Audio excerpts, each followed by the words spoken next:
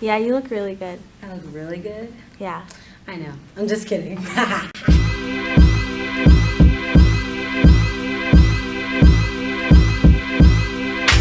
Hey Gems, it's Cinderella OG and welcome back to my channel. So today I have a guest with me today and you guys have requested this many times and I'm here to serve you guys again with another interview with a black professional. This time we're doing a pharmacist, as y'all can tell by the title.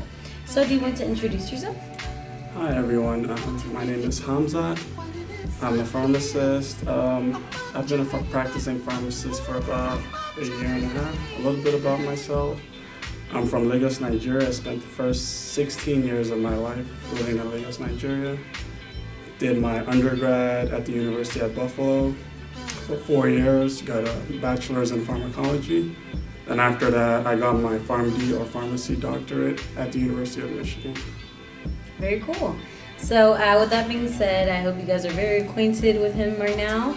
I'm going to ask Hamza some questions that you guys have asked me to go ahead and ask. And if you have any other questions, I'll leave all of this information down below in the description box. So with that being said, let's get right into the questions. So we know that you attended the University of Buffalo in your undergraduate. So what was your major in your undergraduate school? Okay. So my major was pharmacology, so it's like the study of the mechanisms behind the drug action. So it kind of tied into pharmacy, and I was able to use it to complete my prerequisites and gain some good experience that would help me prepare for pharmacy school. Now, is there a way that you can be a pharmacist without having a pharmacology major? Yeah, most pharmacists you can do 2 years of prerequisite classes. So you actually, in some schools, you don't have to get a degree. So you can actually complete 2 or 3 years of prerequisites. Then after you do your 2-3 years of prerequisites, then you can apply to get into pharmacy school. So Very cool. So you moved here from Nigeria, correct? Yeah. What inspired you to become a pharmacist? Okay, so a couple of different things. So growing up, as a young kid, we at home we used to always watch ER, so old shows, not on TV anymore. And there was another show, it was called Casualty. It used to show on BBC, and it was I used to watch those two shows growing up. Yes. And just as a young kid, we're talking age 6, 7, watching those shows, I knew for sure I wanted to go into healthcare. And as I grew older, I did a little bit more research and I understood myself better, and I realized pharmacy was for me, just because it was kind of had to do with comfort level. So that was the level with regards to healthcare. The interactions that pharmacists had with patients was the kind of interactions that I felt comfortable having with patients. So I narrowed it down to pharmacy for that. And there's another reason also. I guess I wasn't aware of any other pharmacists in my family, so I guess I like to be different. So that's very cool. So there's a lot of talk about pharmacists getting in trouble with the law and how you guys have to be very accountable for your actions, very aware of all the things that have to do with how many pills that are going into the bottle, how many times, what you prescribe to certain patients and such, and how you fill those prescriptions. Does that ever scare you or intimidate you, or did that ever make you stray away from pharmacy at any time? No, because what I tried to do is the law, it's pretty much black or white. The law is the law, and I tried to follow the law. So, I mean, when I first got out of school in 2015, I was a little bit nervous about certain things, but as I gained experience, I've been doing it for a year and a half now. So I'm pretty comfortable with my knowledge of the law and my knowledge of how to deal with situations. So generally speaking, what strategies helped you succeed in attaining your pharmacy degree? Okay. The main strategy I would say would be just you need to have someone who's above you who's accomplished your goal. So you need to find a mentor. So someone, it's easier to climb a ladder if you've seen someone climate, like you've seen someone follow through those exact steps. So that's what I would recommend for everyone. So just find someone, and we're all different, but just seeing someone who's accomplished your goal in life, that will help you. So I have to credit a lot of the pharmacists that I worked with while I was like in pharmacy school that I worked under, because they made me realize what aspect of pharmacy I wanted to be involved in, and they made me like understand the profession. So, yeah. So, I was talking to Victoria earlier, and she's the one that actually gave me your number to go ahead and do this interview. So shout out to Victoria for that. I wanted to know, she was telling me how you were very involved in school. You were very involved in your university. Did that ever get in the way of your studies? Was it hard to balance in any way? That's a good question. That's what I'm gonna think of. Well, for me personally, like I always like prioritized school first, like studies first, because in pharmacy school it was overwhelming. Like there were a lot of exams coming in quick and fast. Like some mixed 3 exams, different projects, and I was like on the weekend I was trying to gain experience in pharmacy also. So usually when I volunteered, it'll have to be at a time where I didn't have as much school commitment and I didn't have as much work commitment. So I tried to structure my volunteering in a way where it didn't interfere with my studies, because I actually needed that extra study time. So I hear from many people that quit the process into becoming a pharmacist early on that the cons outweighed the pros to them. They felt like there were more disadvantages than there were advantages. So I want to know from you, through the process in becoming a pharmacist and in being a pharmacist in this year that you have been, what are the pros and cons for you? Okay, so for me personally, the pros outweigh the cons. And that's just me speaking for myself. But the route to becoming a pharmacist with the pre-pharmacy courses, having to take the PCAT, applying for pharmacy school, you have to do an interview just like a job to get admitted into pharmacy school. So it's a pretty tasking process. It's tough for a lot of people. And it's one of those things that once you accomplish that and you overcome that hurdle, like you have a huge sense of satisfaction, especially once you get into pharmacy school. So for anyone who's a pre-pharmacy major right now, it's just hang in there. Like that feeling you get when you I always think back to when I got my admission into the University of Michigan, and I remember how happy I was. So that feeling is that's what it's all about. Like you're working hard to get that feeling, and that feeling will stay with you for the rest of your life.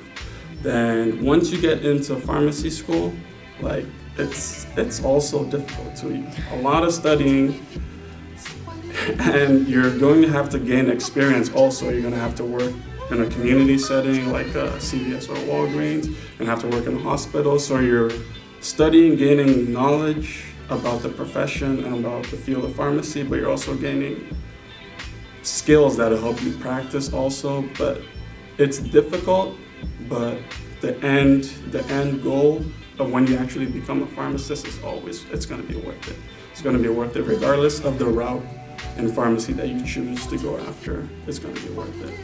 And for me, like actually being a pharmacist right now, there are a lot of pros and there are a lot of cons. And let me start with the bad. So most pharmacists, 70% of pharmacists that you meet are going to work in your community or retail setting. So that's like the typical pharmacist that gives you your prescription at CVS or Walgreens. So typically, I mean, you're having interactions with people. And I know most people you talk to, most people in their brains, they only focus on the negative. But I can tell you from experience, I've only been working for a year and a half, but the majority of your experiences are actually going to be positive, not negative. Just keep that in mind. It's just your brain is wired to only remember the negative. So if you ask me something, like I'm not going to remember the lady who brought me like cupcakes last week, but I'm more likely to remember the person who was kind of rude to me. So that's just the way most people's brains work. But overall, your interactions with people, like, they're respectful. Like, I couldn't believe it. Like, I was coming out of school, I was like 24 when I came out, and I have like people who are like 60, 70, regardless of their race, whatever. Like, they come and they ask me questions, and when I provide a recommendation, like, they accept it and they thank me, and that was like huge for me, because I know in like African culture, like when you're young, like your opinions don't have that much weight, but like for me coming out of school, like, you know, that was huge. The fact that I could make that impact right away. That's great. So describe to me a day in the life of a typical community pharmacist. Okay, so I'll describe my typical day. So as a community pharmacist, usually I come in pretty early in the morning. We have prescriptions that are sent from doctor's offices. They're usually faxed over, electronically sent over, left for me in the voice message. So we make sure we process these prescriptions, try to be safe about it, make sure we input exactly what the doctor ordered, and make sure it's safe for the patient. It's very important, very important. And after that, pretty much the whole day revolves around just doing more of that and like actually counting prescriptions and getting it ready for patients to pick up. And also helping people like with like a lot of people, the pharmacist is actually the first line when it comes to most people's ailments. A lot of people don't want to spend the money to go to see a doctor. So if they feel it's something that they can come in and they can just talk to someone at the pharmacy and get it resolved, like if they have like some symptoms like congestion, some things of that nature. So they come to the pharmacist, and usually I spend a lot of my days helping people, counseling people on their medications, telling them what to take to deal with whatever symptoms they might describe to me. I can't diagnose, but I can make recommendations to help people treat their symptoms. Besides that, I also have to deal with a lot of pharmacy. There's also a business side to it that a lot of people don't know. That's why I recommend like going and shadowing a pharmacist, especially if you want to go into community pharmacy, make sure you shadow a pharmacist. That way you understand, like, it's not just, I know how this drug works and that's it. Like, there's a lot more things that goes on, like especially if you work for a corporation, like there's certain goals that you have to meet like in any other job. You have to hit certain targets, you have to achieve on certain metrics, things of that nature. So that ties into your work as a healthcare professional also. So it's a combination of those two things. So my typical day pretty much revolves around balancing all these things, and sometimes it's a lot of stuff, but as a pharmacist, you have to be able to multitask. Like, you have to be one of those people who are good at multitasking. Yeah. That's a key skill that you need to have as a pharmacist. Okay, so I have a question for you. How do you feel about pharmacists having the power to reject a patient for medication based on their own beliefs? Okay. I think that's actually a very tricky question, but yeah, I believe the pharmacist should be empowered to make that decision based on their beliefs, but I believe the belief of most pharmacists should be putting the patient first, so always doing what will help the patient. So it should supersede anything else, like patient first, like always make sure you're taking care of your patient. So that should supersede anything else. So I want to know some of your most memorable stories being a pharmacist. Okay. My most memorable one would be, this was about a couple of months ago. Okay. Had a older customer or patient. He came in.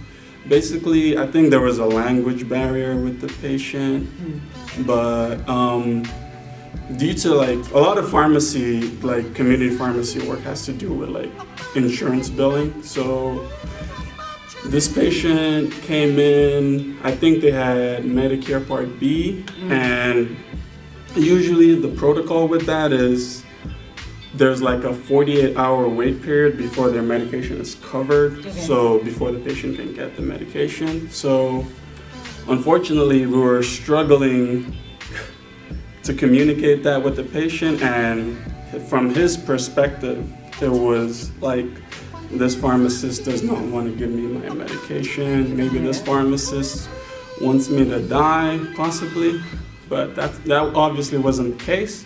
But this patient decided to call 911.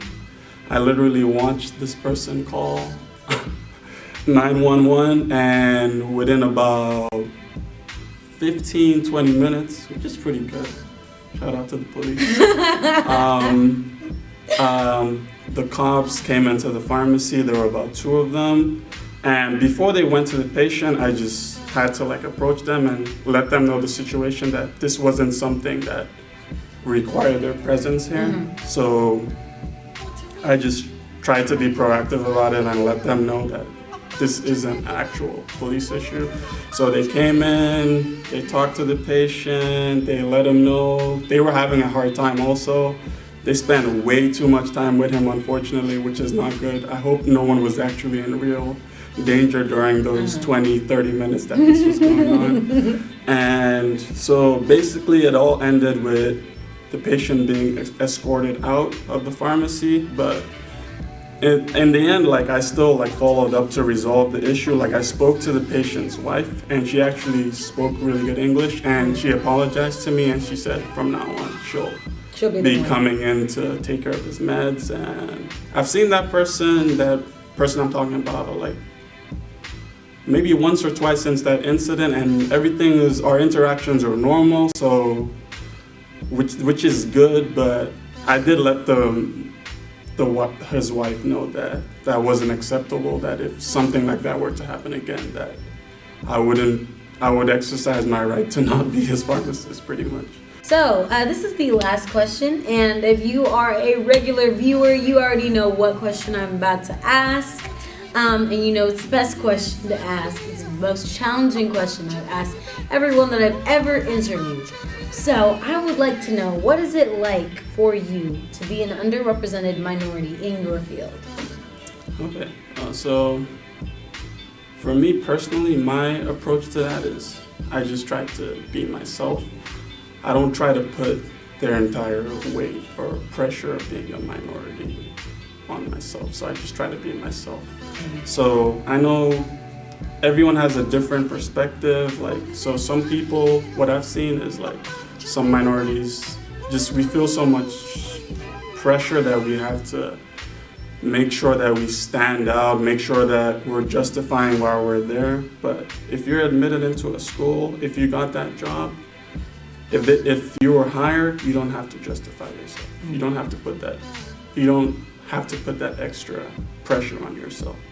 So just focus. My advice would be for people to just focus on being themselves and don't put too much strain on yourself. I mean, I know the reality of it is just the fact that there's so few minorities in this field. Like, if I'm not living up to expectations, I'm most likely making it more difficult for the next minority to get that job or position. So it's very important that I do live up to expectations, but don't put too much pressure on yourself because you're a minority, because it's like you're letting people control you. Like, it's easier to just be free to be yourself. That's a lot of strain trying to prove yourself as a minority. Just let it happen naturally. You're smart and you'll be able to prove yourself naturally.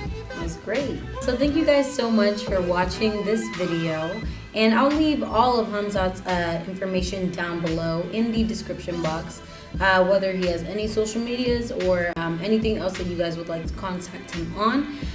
If you guys would like this video for me, and comment on it and subscribe, share it with your friends, your family, your colleagues, your schoolmates, classmates, whatever y'all want to call them, just go ahead and make sure to do all of that for me. I hope you guys really enjoyed this one. I have a lot more videos coming soon, and if you guys haven't already, go participate in my giveaway. I'm giving up to $100 for the grand prize, as well as some other products from Shea Girl. So I want you guys to go ahead and check that out. I'll leave that link in the description box below, as well as in the comment section and at the end of this video. So y'all make sure to go ahead and participate in that. Make sure you follow the rules. Follow the rules. Again, follow the rules, or you will not get a chance to win in the giveaway, guys. I'm giving away up to 5 gifts. That's 10. I'm giving up to 5 gifts away. So y'all make sure to follow the rules so you guys can be entered into the giveaway. I hope you guys love this video. Have a blessed and beautiful week. I love you all, and stay blessed and beautiful, gems. Bye.